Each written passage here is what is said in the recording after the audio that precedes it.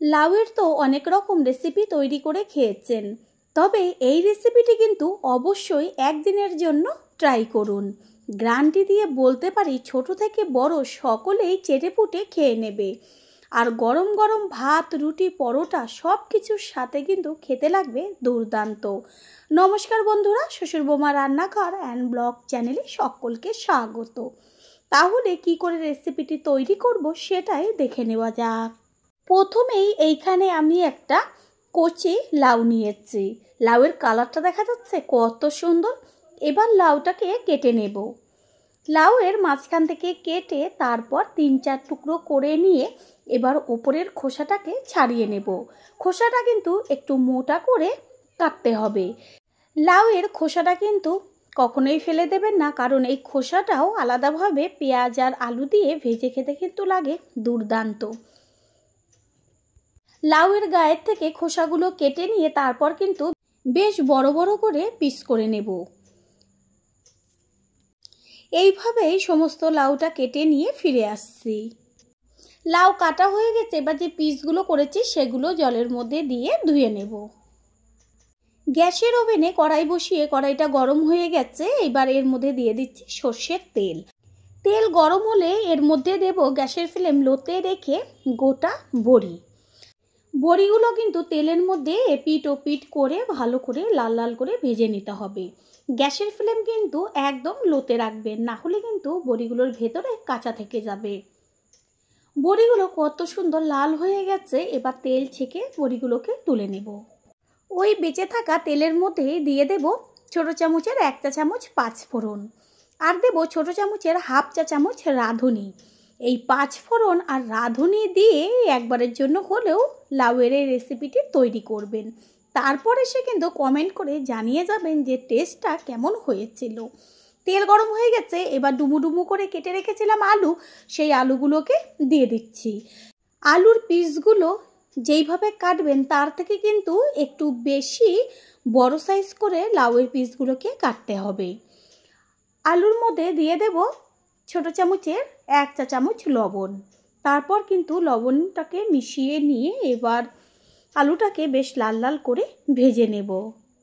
আলু ভাজা হতে থাক, অন্যদিকে আমি একটা মশলা তৈরি করব। তার জন্য মিক্সিং জারের মধ্যে দিয়ে দিয়েছি আদা আর ঝালের জন্য কাঁচা লঙ্কা। যেহেতু লাউয়ের রেসিপি সেই কারণে কিন্তু ঝালটা বেশি ব্যবহার করিনি। তারপর দিচ্ছি টমেটো আর কালারের জন্য হলুদ গুঁড়ো আর 1 চা চামচ জিরের গুঁড়ো। এবার এর মধ্যে সামান্য জল দিয়ে মশলাটাকে কিন্তু ভালো করে পেস্ট করে নেব। আলুর গায়ে কিন্তু বেশ একটা সুন্দর কালার আসছে। আলুগুলোকে এমনভাবে গ্যাসের ফ্লেম লো টু মিডিয়াম রেখে ভাজতে হবে যেন ভাজাতেই 50%-এর ওপরে সিদ্ধ হয়ে যায়। আলু ভালো মতন ভেজে নেওয়া হয়ে গেছে। এবার এইখানে যে মশলাটা পেস্ট করে রেখেছিলাম সেই পেস্ট করে নেওয়া মশলাটাকে আলুর মধ্যে ঢেলে দেব। পুরনো বন্ধুদের সবসময় আমাদের পাশে এইভাবে ভালোবেসে সাপোর্ট করার জন্য অনেক অনেক ভালোবাসা। আলুর মধ্যে মশলাটা দেওয়ার পর কিন্তু গ্যাসের ফ্লেম হাই করে মশলাটাকে আলুর সাথে মিশিয়ে নেব। আর যে মিক্সিং জারে মশলাটা ছিল সেটাকে ধুয়ে সেই জলটুকু এর মধ্যে দিয়ে দেওয়া হলো। তারপর কিন্তু মশলাটাকে বেশ ভালো করে কষিয়ে নিতে হবে। এর মধ্যে দিয়ে দিচ্ছি কালারের জন্য কাশ্মীরি লঙ্কার গুঁড়ো ছোটো চামচের 1/2 চা চামচ। সম্পূর্ণ মশলায় আলুর সাথে মিশিয়ে নেব। তারপর কিন্তু ভালো করে কষিয়ে নেব গ্যাসের ফ্লেম মিডিয়াম করে। যখন মশলাটা একটু ফুটবে ঠিক তখনই গ্যাসের ফ্লেম মিডিয়ামে রেখে মশলাটাকে কষাতে হবে। 4-5 মিনিট বাদে দেখিয়ে দিচ্ছি যে মশলাটার ওপর থেকে কিন্তু সুন্দরভাবে তেল ছাড়ছে আর চারদিক কিন্তু একদম গন্ধে মমা করছে। এই পর্যায়ে এর মধ্যে দিয়ে দেব কেটে নেওয়া লাউ। লাউয়ের পিসটা কিন্তু দেখা যাচ্ছে যে আলুর পিসের থেকে বড়, কারণ লাউ কিন্তু সিদ্ধ হতে একদমই সময় লাগে না। সেই কারণে লাউয়ের থেকে পিসগুলো বড় রাখতে হবে, কারণ আলু সিদ্ধ হতে হতে কিন্তু লাউ একদম সিদ্ধ হয়ে যাবে। যদি ছোট রাখা হয় তাহলে লাউটা কিন্তু সম্পূর্ণ গলেই যাবে। লাউয়ের সাথে মশলা ভালো করে নেড়ে চেড়ে মিশিয়ে নিয়ে তারপর কিন্তু আরেকটু সময় কষিয়ে নেব গ্যাসের ফ্লেম হাইতে রেখে, কারণ লাউ দেওয়ার পরেই জল ছাড়তে শুরু করবে। সেই কারণে কিন্তু গ্যাসের ফ্লেমটা হাইতে রাখতে হবে। প্রথম যারা আমাদের চ্যানেল ভিজিট করছেন তাদের আন্তরিক শুভেচ্ছা ও ভালোবাসা। আমাদের রেসিপিগুলো যদি ভালো লেগে থাকে সাবস্ক্রাইব করে দেওয়ার অনুরোধ রইল ও পাশে থাকা বেল আইকনে ক্লিক করলে পরবর্তী ভিডিওগুলো সবার আগে আপনাদের কাছে পৌঁছে যাবে। লাউয়ের থেকে কিন্তু সামান্য জল ছাড়ছে, সেই কারণে গ্যাসের ফ্লেমটা হাই করতে হবে, কারণ লাউটাকে আলুর সাথে কষিয়ে নেব। সত্যি বলছি রেসিপিটা যে এত টেস্টি লাগে খেতে, যেটা নাকি না খাওয়া পর্যন্ত বোঝাই যাবে না।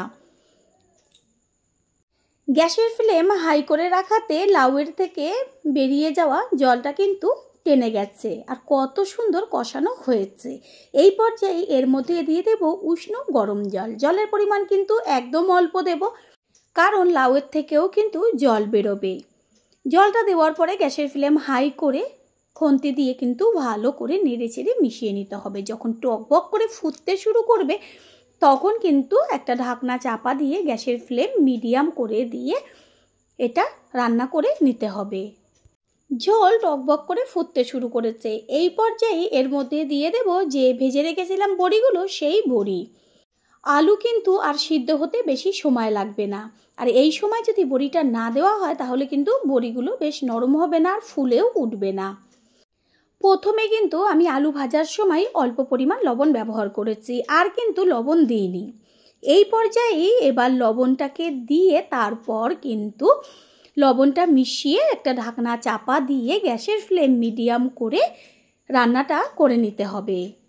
10 মিনিট বাদে ফিরে এসে ঢাকনাটা সরিয়ে দিয়ে গ্যাসের ফ্লেম হাই করে দেব। বড়িগুলো কিন্তু খুব সুন্দরভাবে ফুলে উঠেছে, আর চেক করে দেখিয়ে দিচ্ছি আলু ও লাউ দুটোই খুব সুন্দরভাবে সিদ্ধ হয়ে গেছে।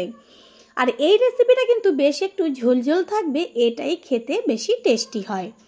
সব কিছুর ব্যালেন্সটা ঠিক রাখার জন্য এর মধ্যে দিয়ে দেব ছোট চামচের 1 চা চামচ চিনি, দেব ছোট চামচের 1 চা চামচ গরম মশলার পাউডার। চিনি আর গরম মশলার পাউডারটাকে মিশিয়ে নেব। রেসিপি কিন্তু একদম কমপ্লিট। এবার গ্যাস অফ করে দেব, আর তার আগে দিয়ে দেব 1 চা চামচ গাওয়া ঘি। রেসিপিটা দেখেই তো বোঝা যাচ্ছে যে কতটা টেস্টি হতে পারে। গরম গরম ভাত বা রুটি পরোটার সাথে একবার খেয়ে দেখবেন। সবশেষে টেস্টটা আরও বাড়াবার জন্য দিয়ে দিচ্ছি বেশ কিছুটা পরিমাণ কুচিয়ে নেওয়া ধনে পাতা। তারপর কিন্তু একটা ঢাকনা দিয়ে ঢেকে দেব।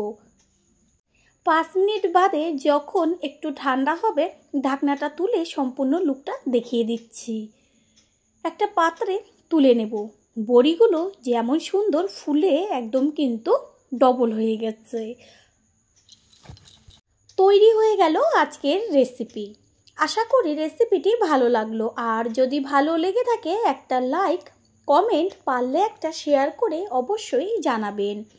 আপনাদের দেওয়া একটা লাইক ও একটা শেয়ার কিন্তু আমাদের কাছে অনেক অনেক গুরুত্বপূর্ণ, তাই প্লিজ কেউ লাইক ও শেয়ার করতে একদমই কিন্তু ভুলবেন না। All friend, thanks for watching my video. আপনারা সকলে ভালো থাকবেন, সুস্থ থাকবেন। আবারও দেখা হবে অন্য কোনো রেসিপির এপিসোডে।